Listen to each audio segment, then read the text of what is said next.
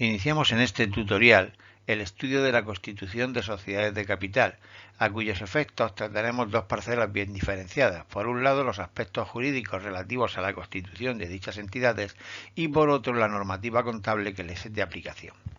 Entrando en los aspectos jurídicos, las formas de constitución de las sociedades de capital son generalmente en un contrato entre dos o más personas, si bien en el caso de sociedades unipersonales se trata de un acto unilateral ejercido por el socio único. Además, para el caso exclusivo de sociedades anónimas, éstas podrán constituirse a través de la formación sucesiva por suscripción pública de acciones, tal y como regula el artículo 19 del texto refundido de la Ley de Sociedades de Capital. Los requisitos para la constitución de una sociedad de capital son dos. Por un lado, elevación de la constitución a escritura pública y, en segundo lugar, su inscripción en el registro mercantil. Respecto al otorgamiento de la escritura pública, esta debe ser otorgada por todos los socios fundadores, bien sean personas físicas o jurídicas, a cuyos efectos habrán de asumir, en el caso de las sociedades anónimas, la totalidad de las acciones emitidas y, en el supuesto de sociedades de responsabilidad limitada, la totalidad de las participaciones sociales. En cuanto a la duración de la sociedad, salvo que los estatutos de la compañía digan otra cosa, esta se supondrá que es indefinida. Respecto del ejercicio social, a falta de disposición de los estatutos en sentido contrario, se supondrá que el ejercicio social coincide con el año natural, es decir, con el inicio del mismo el 1 de enero y su cierre al 31 de diciembre. Ciñéndonos al contenido de la escritura de constitución, de acuerdo a lo preceptuado por el artículo 22 del texto refundido, en la misma se deberá hacer constar lo siguiente: la identidad del socio o socios de la compañía, la voluntad de constituir la sociedad de capital de acuerdo al tipo social elegido, las aportaciones que cada socio realice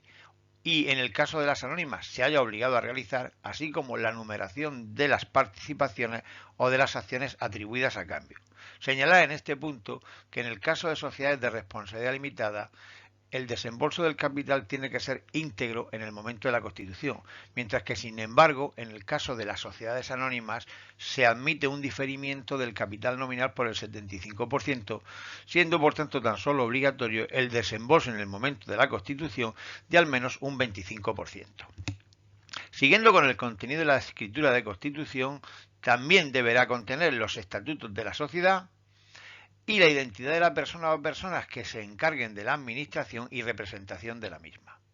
En cuanto a especificidades de cada una de las sociedades de capital, tenemos por un lado que en el caso de las sociedades de responsabilidad limitada, la escritura de constitución deberá hacer constar el modo concreto en que se organice su administración cuando los estatutos prevean diferentes alternativas, mientras que en el caso de las sociedades anónimas se hará constar en la escritura de constitución la cuantía total, al menos aproximada, de los gastos de constitución, tanto de los ya pagados como de los meramente previstos hasta la inscripción en el registro mercantil.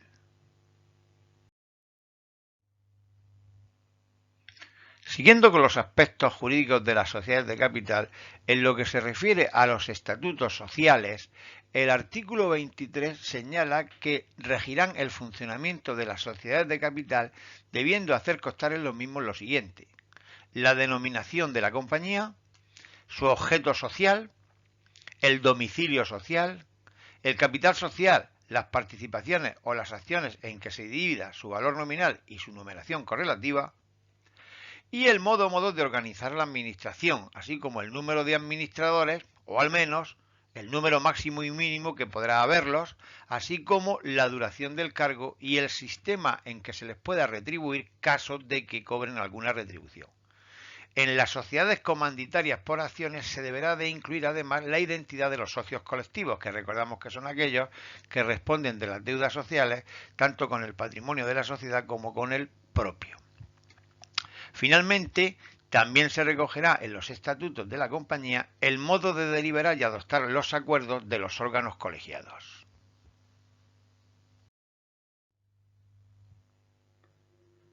Abundando en el contenido de los estatutos sociales, de acuerdo con el artículo 23, en lo que se refiere al punto D relativo al capital social, se deberá de incluir la información que comentamos a continuación de acuerdo al tipo de sociedad elegido.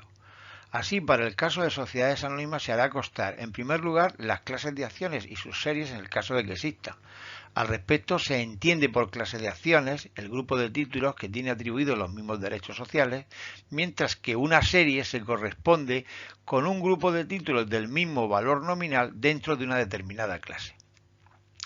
También se deberá incluir la parte del valor nominal pendiente de desembolso, que se conoce comúnmente como dividendos pasivos, así como la forma de pago y el plazo máximo para satisfacer dicha deuda por parte de los socios. Además, se detallará si las acciones están representadas por medio de anotaciones en cuenta o por medio de títulos, y en este último caso se deberá indicar si son nominativas o al portador. En el caso de sociedades de responsabilidad limitada, los estatutos recogerán, además del número de participaciones en que se divide el capital social, su valor nominal y su numeración, en el caso de que fueran desiguales, los derechos que cada una atribuye a los socios y la cuantía o la extensión de estos. Finalmente, para sociedades de responsabilidad limitada en régimen de formación sucesiva, mientras la cifra de capital, que dijimos que era de 3.000 euros, sea inferior al mínimo fijado, los estatutos deberán tener una expresa declaración de la sujeción de la compañía a dicho régimen. En este sentido, los registradores mercantiles harán constar estas circunstancias en las notas que puedan despachar respecto de cualquier tema relacionado con este tipo de sociedades. Tras la constitución de una sociedad de capital, un tema importante a dilucidar es la fecha de comienzo de sus operaciones. En este sentido, el artículo 24 del texto refundido señala que dicha fecha coincidirá con la fecha del otorgamiento de la escritura de constitución, salvo disposición contraria de los estatutos que en ningún caso podrán fijar una fecha anterior, salvo en el supuesto de utilizar la figura de la transformación. En cuanto a los socios fundadores, la normativa vigente dispone que responden solidariamente de la constancia en la escritura de constitución de todo lo necesario exigido por la ley, así como de la exactitud de sus declaraciones y también de la adecuada inversión de los fondos que se destinen a los gastos de constitución. Además, los socios fundadores gozan de autonomía de voluntad en el sentido de que podrán inscribir en la escritura y en los estatutos todos los pactos que consideren necesarios para el adecuado funcionamiento de la compañía, siempre teniendo en cuenta que no deben oponerse a las leyes ni deben contradecir los principios del tipo social elegido. Abundando en la normativa sobre los socios fundadores, cabe señalar que el texto refundido en su artículo 27 reconoce determinadas ventajas para los fundadores de las sociedades anónimas. En concreto, la normativa señala que en los estatutos de las sociedades anónimas se podrán reconocer derechos especiales de contenido económico a favor de los fundadores, cuyo importe no podrá exceder del 10% de los beneficios netos obtenidos según el balance en cada ejercicio, una vez deducida la cuota que se destine a la reserva legal y por un plazo máximo de 10 años. Al respecto, puntualizar que el texto refundido indica que anualmente la compañía deberá destinar a la reserva legal un 10% del beneficio hasta alcanzar una cifra máxima del 20% del capital social. Asimismo, en los estatutos se deberá prever en su caso un sistema de liquidación para los supuestos de que los derechos que puedan haberse reconocido se extingan de forma anticipada. Finalmente, estos derechos podrán incorporarse, si así se desea, a títulos nominativos distintos de las acciones, cuya forma de transmisión deberá de estar regulada por los estatutos sociales. Señalamos al principio de este tutorial que los requisitos para la constitución de una sociedad de capital son dos: la elevación a escritura pública del acuerdo de constitución y posterior inscripción de dicha escritura en el registro mercantil. Pues bien, respecto de este segundo requisito, el texto refundido regula lo siguiente. Los socios fundadores y los administradores están legitimados para la presentación de la escritura de constitución en el registro mercantil, así como para practicar la liquidación y el pago de los impuestos y gastos necesarios para ello.